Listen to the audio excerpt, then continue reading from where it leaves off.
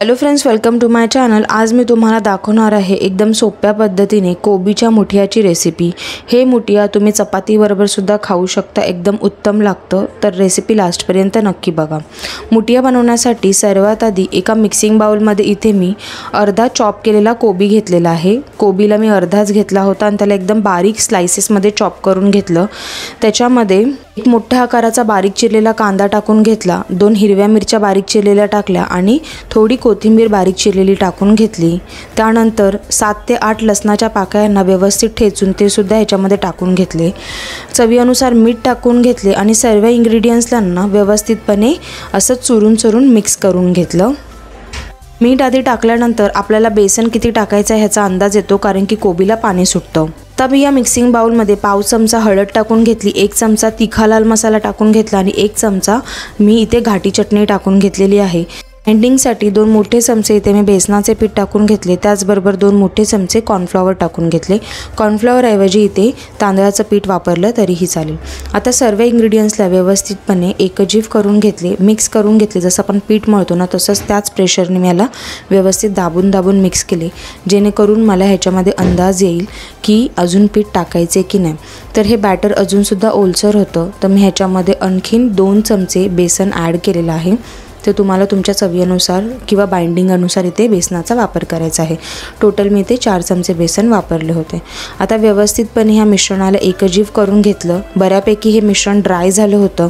आता मी एक प्लेट घेतलेला आहे, प्लेटमध्ये 1 चमचा भरून तेल टाकले, तेल व्यवस्थितपणे पसरवून घेतले। आता कोबीचे मिश्रण जे आहे ना, मी थोड्या पोर्शनमध्ये हातामध्ये घेतले आणि त्याला व्यवस्थितपणे असं रोल करत एक लांबाकार दिला आणि हा लांबाकार केलेला जो मिश्रण आहे तो मी त्या प्लेटमध्ये व्यवस्थित थापून घेतला। जसं तुम्हाला व्हिडिओमध्ये दिसत आहे तसेच रोल तयार करायचे आहेत। ते मी 3 रोल तयार केले। त्या 3 रोलला वाफवण्यासाठी एका कढईमध्ये मी 1 ग्लास पाणी तापत ठेवले होते, त्याच्यामध्ये एक स्टँडसुद्धा ठेवला आणि आता ह्या स्टँडवरती हे जो प्लेट आहे तो मी प्लेट व्यवस्थित अलगद ठेवून घेतला। त्यानंतर मी कढईवर झाकण लावून 10 ते 15 मिनिटे ह्यांना वाफ दिली। 10 ते 15 मिनिटानंतर गॅसची फ्लेम बंद केली, कढईवरचे झाकण काढले आणि ह्या रोलला पूर्णपणे थंड करून घेतले। आता हे रोल पूर्ण जेव्हा थंड होतील ना, त्याला व्यवस्थितपणे मी चाकूच्या मदतीने पहिला तर वेगळं करून घेतलं प्लेटपासून आणि त्यानंतर मी त्याचे काप करून घेतले। आता काप तुम्हाला ज्या साईजचे हवे असतील त्या साईजचे तुम्हाला इथे काप तयार करून घ्यायचे आहेत। तर जसे आपण वडीसाठी, कोथिंबीर वडीसाठी वगैरे काप करतो ना, तसेच इथे आपल्याला काप तयार करून घ्यायचे आहेत। आता सर्व काप इथे तयार झाल्यानंतर आता ह्या मुठियांना मी लास्ट फोडणी देणार आहे। तर एका कढईमध्ये इथे मी 3 मोठे चमचे तेल तापत ठेवले। तेल जरा जास्तच घ्यायचे।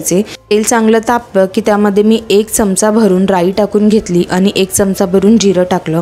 हे राई जिरं छान तडतडलं की त्याच्यामध्ये मी भरपूर सारा कढीपत्ता टाकून घेतला। कढीपत्ता पण व्यवस्थित मी इथे फ्राय करून घेतला। त्यानंतर अर्धा टीस्पून हिंग टाकून घेतले आणि व्यवस्थितपणे ह्यांना एकदा मी असं मिक्स करून घेतलं। आता ह्याच्यामध्ये मी एकदम छोटा चमचा म्हणजे अर्धा चमचा म्हणू शकता एवढी साखर टाकली। साखर ऑप्शनल आहे, टाकायचे तर टाकू शकता, पण मुठियामध्ये छान लागते।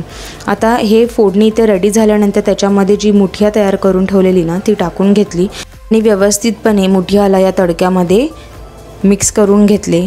आता 1 ते 2 मिनिटे गॅसची फ्लेम हाय ठेवली आणि व्यवस्थित या मुठियाला थोडं क्रिस्पी होऊन दिलं। क्रिस्पी मुठिया खूप चांगली लागते।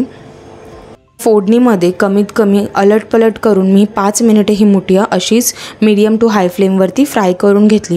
त्यानंतर गरमागरम आणि सोप्या पद्धतीने झटपट तयार होणारी मुठिया इथे तयार झाली।